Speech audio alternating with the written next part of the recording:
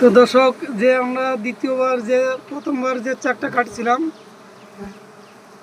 এই যে বেল গাছের পাশে বেলকুনিতে, এই দেখেন পুরো ক্যাফিন করার মতো দেখেন। এই যে এই যে এই জায়গাতে পর্যন্ত আমি কাটবো, এর পুরো ক্যাফিন করার মতো আছে, পুরো একবারে ক্যাফিন। আর একটা জিনিস খেয়াল করুন, যেটা আমি আপনাদের দেখাচ্ছি, সেটা হচ্ছে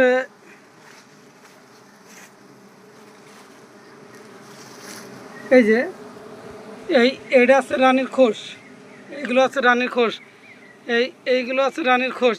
একটা দুটো তিনটে চারটে পাঁচটা, মানে এই এই এই এই ডিমগুলো আবার বেরিয়ে গেছে, এই ডিমগুলো আবার বেরিয়ে গেছে।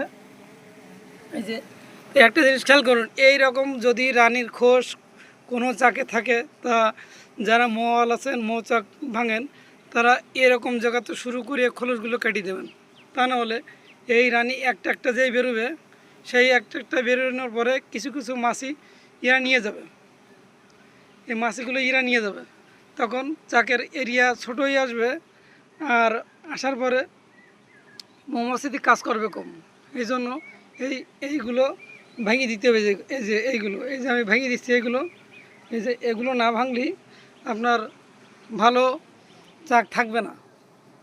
এই যে